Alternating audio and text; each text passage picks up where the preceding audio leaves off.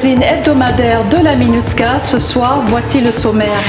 Valentine Rugwabiza, chef de la MINUSCA, a présenté devant le Conseil de sécurité de l'ONU à New York le rapport du secrétaire général sur la situation en République centrafricaine. La MINUSCA dote l'Organisation des femmes centrafricaines de 2 bâtiments réhabilités dans le cadre de ses projets à impact rapide. Et enfin, les pompiers de la MINUSCA ont bénéficié d'un stage de perfectionnement afin d'optimiser leurs capacités. Bonsoir. La chef de la MINUSCA, Valentine Rugwabiza, s'est rendue à New York, aux États-Unis, afin de présenter le rapport du secrétaire général de l'ONU sur la situation qui prévaut en République centrafricaine. Découvrez dans le reportage qui va suivre quelques extraits de son allocution. Le 22 juin 2022, la représentante spéciale du secrétaire général de l'ONU en République centrafricaine et chef de la MINUSCA, Valentine Rugwabiza, a présenté le rapport du secrétaire général sur la situation en République centrafricaine devant le Conseil de sécurité de l'ONU. Dans son allocution, elle a déploré la persistance de l'insécurité dans certaines régions et a fait part de nouvelles mesures pour la prévenir et y répondre. Les craintes légitimement nourries par les populations civiles en Centrafrique, qui subissent encore les méfaits de la persistance des violations du cessez-le-feu, avec des menaces plus accrues sur leur vie, propriété, activité, spécifiquement dans les parties nord et centre, ainsi que est de la République centrafricaine, continuent d'être rapportées. Tirant les conséquences de ces agissements préjudiciables à la sécurité des personnes et des biens et à l'assistance humanitaire, et prenant l'exacte mesure des progrès encore fragiles dans la reconstruction des forces de défense et de sécurité nationale, et compte tenu de notre mandat et des moyens additionnels que ce Conseil a bien voulu nous apporter, la MINUSCA a réajusté son concept d'opération, privilégiant une approche préventive centrée sur la protection des populations qui méritent, vous en conviendrez, de vivre dans la paix, dans la sécurité et sans être dans la peur, quel que soit le lieu où elles vivent sur l'étendue du vaste territoire centrafricain. Ce réajustement des opérations visant à renforcer la protection des civils découle de la politique de fonctionnement instaurée par la chef de la MINUSCA dès sa prise de fonction à la tête de la mission. Et déjà ont été enregistrés des résultats positifs. Des résultats qu'elle a pu toucher du doigt lors de ses déplacements dans certaines localités de la République centrafricaine. Je me réjouis que ce réajustement de notre concept d'opération ait été décisif par son impact positif sur les populations de Boyo, Mingala, Polubu, qui ont exprimé leur satisfaction sur la posture robuste et proactive de la MINUSCA en coopération avec les forces nationales de défense et de sécurité. J'entends poursuivre et continuer de mobiliser les ressources de la MINUSCA et travailler avec les autorités des communautés locales ainsi que les populations, les leaders des communautés locales, afin de prendre ce type de mesures préventives en appui aux autorités centrafricaines afin d'arrêter les menaces crédibles de violence sur les populations civiles plutôt que de réagir quand les violences ont déjà eu lieu. Des opérations aux résultats palpables qui n'auraient pas pu se dérouler sans une bonne collaboration avec les autorités nationales, ce que la chef de la MINUSCA a tenu à saluer. J'aimerais conclure en me réjouissant du renforcement des mesures de confiance entre la MINUSCA et le gouvernement centrafricain qui ont permis et vu la réduction des violations du SOFA, le renforcement de notre coopération et insuffler un nouvel élan au processus de paix. Ce sera uniquement avec une telle confiance que la MINUSCA, comme la République centrafricaine, pourrait davantage bénéficier de la plénitude du mandat multidimensionnel de la MINUSCA à travers son effectivité opérationnelle au service de la paix, de la sécurité et de la stabilité vers des solutions politiques durables à la crise centrafricaine. Ce fut aussi l'occasion pour la chef de la MINUSCA d'exhorter le gouvernement centrafricain à accélérer l'appropriation et la mise en œuvre des recommandations issues du dialogue républicain et de faire part également de sa préoccupation quant aux discours violents visant les leaders politiques. Rappelons que cette présentation du rapport du secrétaire général de l'ONU au Conseil de sécurité à New York est la toute première de Valentine Rugwabiza, chef de la MINUSCA, depuis sa prise de fonction à la tête de la mission en République centrafricaine en avril 2022. Vous pouvez suivre l'intégralité de l'intervention de la chef de la MINUSCA sur notre plateforme YouTube. Afin de permettre aux femmes d'organiser et de bénéficier des formations diverses, la MINUSCA a financé la réhabilitation et l'équipement du siège de l'Organisation des femmes centrafricaines à Bangui. Ces réalisations s'inscrivent dans le cadre des projets à impact rapide et visent à soutenir l'Organisation des femmes centrafricaines dans sa mission de promouvoir l'émancipation de la femme. C'est un reportage de Serge Koswaté et de Fanny Balekossi. La remise officielle de 2 bâtiments de l'Organisation des femmes centrafricaines OFCA, réhabilités, meublés et équipés du siège dans le cadre des projets à impact rapide de la MINUSCA, a eu lieu le 22 juin à Bangui. C'était en présence des leaders des associations des femmes, de la directrice de la division des droits de l'homme de la MINUSCA, Anan Talbi, de la présidente de l'Organisation des femmes centrafricaines, Anne Indwa, et de la ministre de la promotion du genre, de la protection de la femme et de la famille et de l'enfant, Marguerite Ramadan. Ce siège est le siège de l'Organisation des femmes centrafricaines OFCA, une ONG vieille de près de 60 ans, qui est toujours restée debout et qui, j'espère, ne mourra jamais, implantée sur tout le territoire national. Et c'est une fierté de prendre le flambeau après nos mamans telles que Madame Sanifé, Madame Lombilo, etc., etc. Cette ONG a pour objectif de contribuer à l'émancipation et à l'autonomisation de la femme, de lutter contre la vulnérabilité de la femme, de former les femmes et les filles aux divers métiers, mais aussi de suivre et de coordonner les activités des autres associations des femmes affiliées sur toute l'étendue du territoire. Ce centre de formation ne sera pas fermé. Nous allons rouvrir les différentes filières de formation en hôtellerie, en couture, en informatique, en technicienne de surface et autres formations susceptibles de résoudre les problèmes de femmes pour leur épanouissement. Les femmes, les filles, désœuvrées, vulnérables, nous ferons de notre effort pour que ce centre-là soit disponible et leur fournir un petit métier. Créée en 1964 sous appellation de l'Union des femmes centrafricaines UFCA, cette organisation a connu plusieurs appellations avant de prendre en 1994 celle de l'Organisation des femmes centrafricaines OFCA.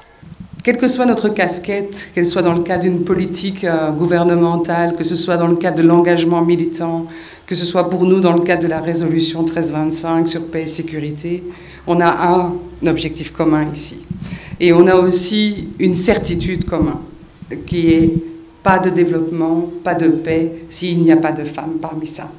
Et donc ça, c'est vraiment le message que la représentante m'a demandé de faire passer, c'est que la question du genre, la question de l'intégration des femmes est une question primordiale. Il est important de rappeler que le siège de l'UFCA, qui est l'une des plateformes de formation des femmes centrafricaines, a été saccagé lors des événements de mars 2013. Il a été réhabilité grâce à l'appui financier de la MINUSCA à travers sa section genre pour un montant total de 27 198 500 francs CFA. Merci Serge et Fanny. Les pompiers de la MINUSCA ont bénéficié d'un stage de perfectionnement réalisé dans le cadre d'un exercice pratique sur la maîtrise des incendies et la prise en charge des victimes. Ces exercices, organisés de manière régulière, ont pour objectif principal de renforcer leurs capacités en matière de sécurité incendie afin d'assurer une meilleure protection de la population locale et du personnel de la mission. C'est un reportage de Serge Koswaté et de Flora Bombou. La section de la sécurité de la MINUSCA, à travers son unité incendie, a organisé du 8 au 15 juin une formation théorique et des séances de simulation au profit des sapeurs-pompiers de la mission. La formation a pour objectif d'optimiser leurs capacités et leur permettre d'être plus proactifs sur le terrain face aux incendies qui surviennent dans les installations de la mission ou des bâtiments publics ou habitations de Bangui ou de ses environs. Et nous avons reçu une délégation de New York, une délégation d'ISS de New York pour nous apporter leur soutien dans le cadre de formation de nos sapeurs-pompiers. c'est un perfectionnement, c'est un stage de perfectionnement. Donc, comme vous avez remarqué, vous avez vu, les gars, ils apprennent de nouvelles techniques parce que le domaine de la sécurité incendie est chaque fois mis à jour. Donc, il y a tout le temps des nouveaux modules qui viennent s'ajouter. Ce stage de renforcement de capacité a pour objectif d'évaluer la performance du personnel en matière de sécurité incendie et de leur dispenser différentes techniques d'attaque des feux ainsi que celles de protection et de lutte contre les accidents. Les participants acquièrent également des compétences afin de faire face aux sinistres et catastrophes naturelles ou encore les bons gestes à adopter pour prévenir les risques technologiques. À l'issue de cette formation, ils seront aptes à réaliser des secours d'urgence. Ce matin, il s'est agi de combattre le feu de voiture. Le feu de voiture, donc ça c'est le premier module. Ensuite, nous allons passer maintenant à la désincarcération de victimes en cas d'accident de circulation. Quand il y a des victimes qui sont coincées, on a tout le matériel qu'il faut pour pratiquer la désincarcération. Ça veut dire couper, écarter et puis dégager la victime. On a d'autres types d'exercices, notamment l'intervention en milieu clos, l'attaque du feu en milieu clos, la recherche de victimes en milieu clos et hostile. Donc ça veut dire plein de fumée, plein de particules encore incandescentes. Les sapeurs-pompiers ont pour mission la prévention et l'évaluation des risques de sécurité civile, la préparation des mesures de sauvegarde et l'organisation des moyens de secours ainsi que la protection des personnes, des biens et de l'environnement. Régulièrement, ils sont sollicités par le personnel de la protection civile pour apporter leur appui, comme ce fut le cas pour les incendies qui ont ravagé le marché du kilomètre 5 en février dernier et celui du principal stade de basket-ball à Bangui en avril 2022. De janvier 2022 à ce jour, nous avons essuyé plus d'une vingtaine d'interventions et je dirais que la plupart, c'est eux qui nous appellent en renfort et on va les soutenir. Et généralement, c'est des feux d'entrepôt. On en a eu un le vendredi, le 10 juin là. On a eu un feu d'entrepôt et on est allé appuyer nos confrères de la protection civile. Un projet de formation en sécurité incendie au profit des sapeurs-pompiers nationaux de la protection civile est en voie de conception par la MINUSCA à travers sa section de la sécurité. Souvenez-vous, dans son allocution devant le Conseil de sécurité de l'ONU à New York, lors de la présentation du rapport du secrétaire général sur la situation en République centrafricaine, la chef de la MINUSCA, Valentine Rugwabiza, a mis l'accent sur l'importance pour la mission d'adopter une posture robuste et proactive afin de mieux assurer la protection des civils. Pour en savoir un peu plus sur les opérations menées par la force de la MINUSCA dans ce contexte de réajustement, notre collègue Billy Aminou Alao s'est entretenu avec le commandant de l'état-major intégré de Bangui, le général de brigade Alonim Takunyandi. Mais avant de les retrouver, nous marquons une très courte pause. À tout de suite. Ageratiye okusu ilimbiti batati kangalegi na kobela ti coronavirus.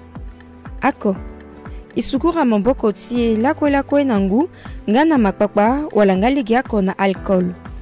Use tongane etitiko aikenzoni etiko ne ati mouchoir wala ngalegi ako na popoti adusu aike na mamboko tie. Ota aikenzoni indule tie pepe antie ngalegi ako na yanga tie na mamboko tie. Osho aikenzoni ekpeti duchinduru nazo tonganeti duchinduru nazo aikenzoni eza yongo na popoti ya duti brasi ako si ekpengalegi ako ti baratere na mamboko. Oku tongane eke na wati tere wala legi ako si eke tiko singalegi ti goti eke son wala eke na kpale ti wungoni aikenzoni engmana yanga datie si epika singa na la so eke bando na ndoti tene ti seni ti tena la mu mamboko na Emanzoni aikenzoni ikpe yanga ti ala sosi aike akota zuti kodro so eke bano na ndoti tene ti seni. Bata tere ti ti tene bata ala sosi aike nduru na aikenzoni ekang biling monso na popo ti na la so aike nduru na Nous sommes de retour et sans tarder, suivant l'interview du commandant de l'état-major intégré de Bangui, le général de brigade Alonim Takounandi. Interview conduite par notre collègue Billy Aminou Alao. Général de brigade Alonim Takounandi, bonjour. Bonjour. Vous êtes le commandant de la force intégrée de Bangui. D'entrée de jeu, dites-nous, qu'est-ce que c'est cette force intégrée? Qu'est-ce que ça veut dire? La force intégrée de Bangui, communément appelée la GTFB, est un groupement tactique interarmé. Et ce groupement a été créé en septembre 2014, constitué des unités hybrides composites de militaires, de policiers, de gendarmes et même des civils. Et ce groupement a la taille d'une brigade destinée à faire donc face à l'instabilité à Bangui. En général, quelle est la mission concrète de cette force et quelle est sa zone de responsabilité dans Bangui? Vous savez, notre mandat, en priorité, c'est la protection des civils. En priorité, c'est la protection des civils. Donc, en soutien donc, aux forces de sécurité intérieure et au FACA que nous appuyons, donc, notre groupement interarmé participe donc à protéger les civils, à sécuriser les institutions de l'État, protéger les installations et le personnel des Nations Unies et apporter donc la sécurisation dans notre environnement qu'est donc Bangui. Donc lutter contre toute forme d'agression intérieure ou extérieure sur Bangui. Général, est-ce que vous avez des résultats tangibles des activités de cette force intégrée à Bangui? Les résultats, oui, on en a. Quelques incidents isolés qu'on note ici à Bangui, mais nous pouvons dire que la situation sécuritaire est globalement sous contrôle. Alors, les acquis, d'abord, on n'a plus de groupes armés à Bangui. On n'en parle plus. De plus, il n'y a plus d'affrontements intercommunautaires. Et nous avons nos agents de liaison communautaires qui sont sur le terrain, qui nous relaient toutes les informations. Et déjà, ça nous permet d'être proactifs, d'intervenir promptement. Et généralement, avec la médiation, le dialogue, nous réussissons à régler tout malentendu. Aussi, nous notons l'amélioration des procédures d'arrestation d'individus suspects. Et nos actions aussi ont permis la couverture sécuritaire lors de certains grands événements comme les élections présidentielles, législatives, les fêtes nationales, les cérémonies religieuses. Tout ça, nous participons.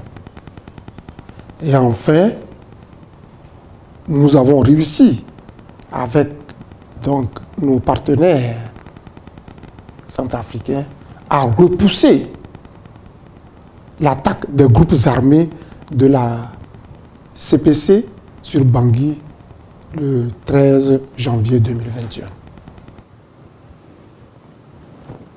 En général, quels sont les défis de cette entité et pour quelle opportunité? Les défis, il y en a.